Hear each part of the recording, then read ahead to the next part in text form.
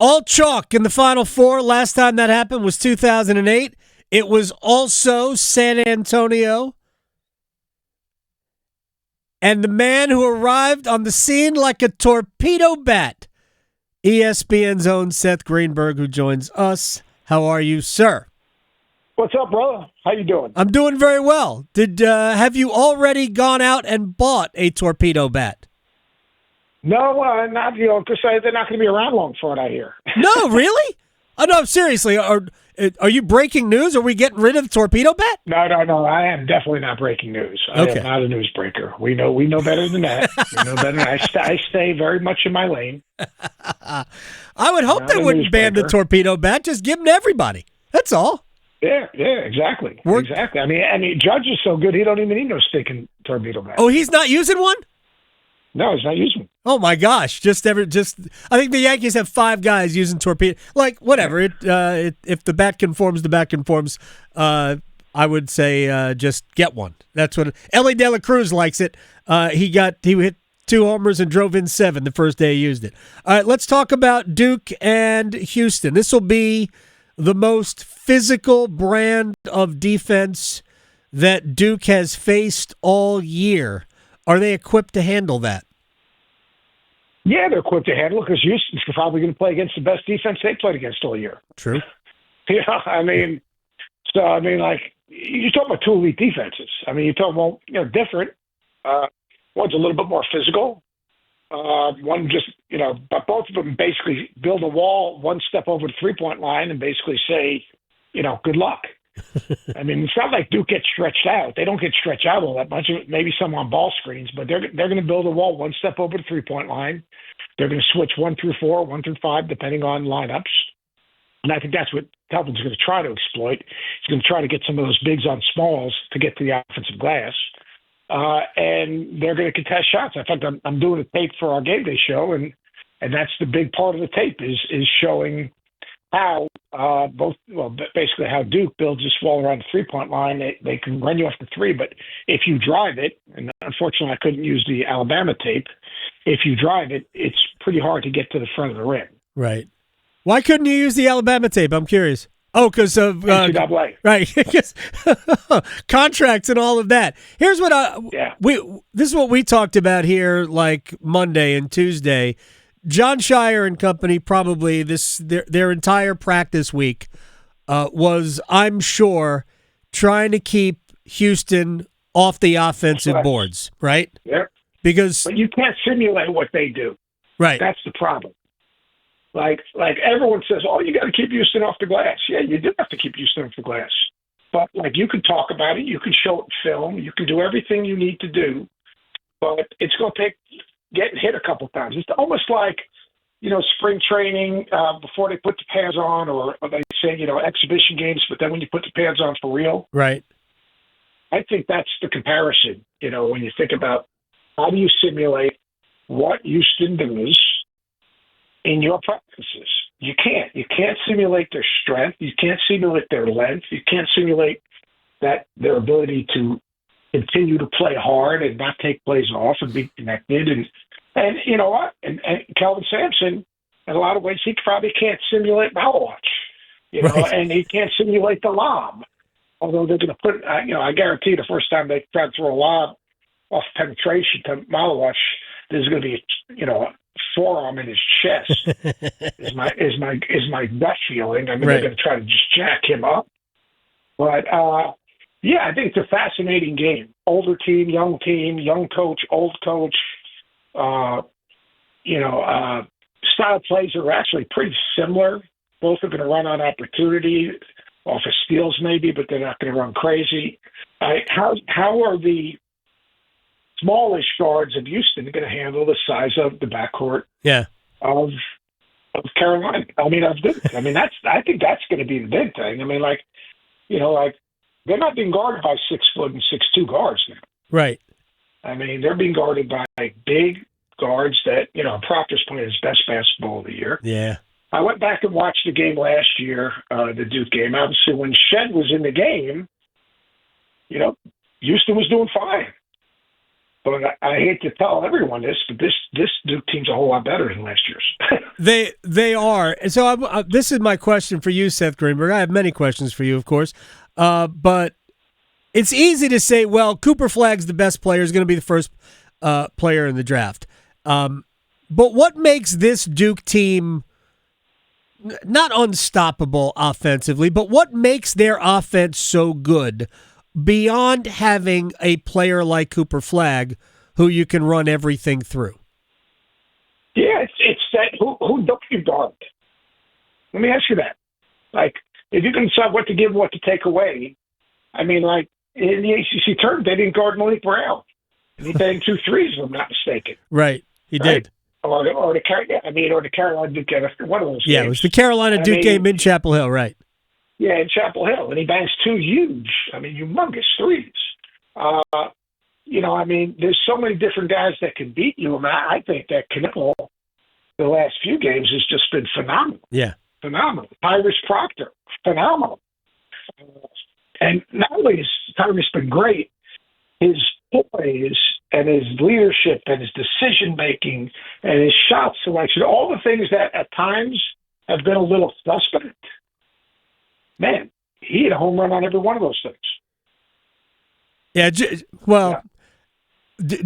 Duke's got so many ways to beat you. Like, they won the ACC tournament, and granted, I know that the ACC was down, way down this year, and I'm not implying too much importance to it, other than they won the conference tournament without Cooper Flagg. So, yeah, I think one of the things that makes their offense so good is that they don't have to run it through Cooper. They can run it through Knipple. They can run it through Malik Brown if he's on the court. They can run it through Sion James in the court. They can run it through almost everybody. But it's easier when you're running through Cooper. Oh, yes. It is. He's a 10-eye guy, man. I call him a 10-eye guy. When he has the ball, all 10 eyes are on. He is. Not that you compare him in terms of play style to a player, but somebody who has got the whole package. Who comes to mind when from your career in coaching and in broadcasting? Yeah, look, he's got a little Scottie Pippen in him. He's got a little Grant Hill in him. He's got a little Jason Tatum in him.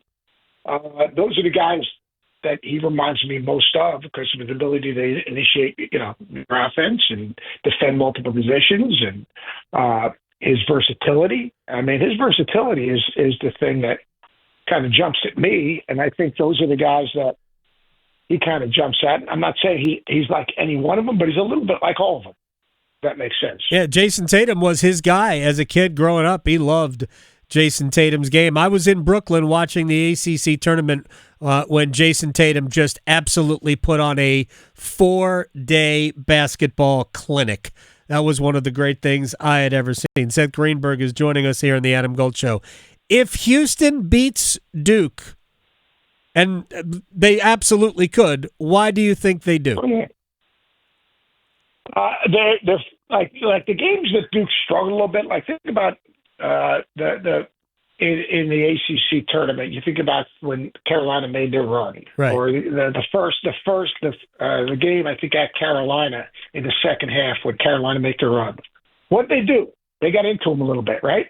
Yeah. They pressed them a little bit. They pushed them out a little bit. They disrupted their rhythm a little bit. They made them tentative a little bit. Well, here's the big question that comes. Can, and I'm not saying they will, but can Houston do that with their physicality, with their toughness, with their aggressiveness? If they can, you know what? And push them out and maybe get the ball stuck. Like even in the game the other day when John was trying to run some clock off, like I actually thought he got a little too passive, and I'm not coaching his teams, not with him every day, right? Where they got pushed out a little bit. Now they were just running clock and trying to make sure they won the game. But I thought they were better off attacking, not to score maybe, but to flatten the defense. And then when you bring it back out, when everyone's got to close out, now those entry passes are easier. The play that kind of resonates with me on that was the time that Flagg threw it to Knipple, and it went right through his legs. Right. Okay. They were initiating their offense like 30 feet from the basket. Right. can Houston do that to them? And I think about, the ACC tournament. Think about the game at Carolina. Can Houston push them out?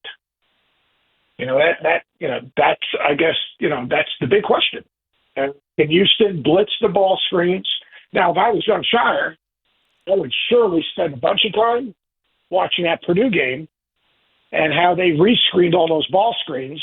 So when they stepped out and tried to monster or blitz it, they turned and flipped it and rescreened, and now all of a sudden that big couldn't get back on the other side, and now all of a sudden you could kind of get a little penetration, move the defense, and make a play. I thought that Matt Painter's game plan for that was phenomenal. Seth Greenberg is joining us here on the Adam Gold Show. Real quick in the other game, who do you like between Auburn and Florida? Yeah, you know what? That is a crazy game because I rewatched that game the other day too, and Auburn couldn't be any worse. Shot selection, awful. Right. Awful. I mean, ball security, awful. They got some offensive rebounds, but they didn't need defensive rebounds. Condon really bothered Janai Broome with his leg. Now, I don't know how healthy Condon is because he didn't look totally healthy the other day. Right. But I can't imagine Auburn playing worse. I mean, they were awful. Awful. I mean, got us to a great start. After that, they didn't play well. Right. So, I mean, I got to believe Bruce is going to make adjustments. It really all comes down to, and it sounds sillier than silly. To me, it comes down to Scott Baker-Mazar. Yeah. If he's right, they're right. I mean, it really is that simple. If he's right, they're right. If he's wrong and he crosses the line and doesn't straddle the line, when he straddles that line, man, he's good. Man, he's good. And, that goes, and then shot selection's got to be good.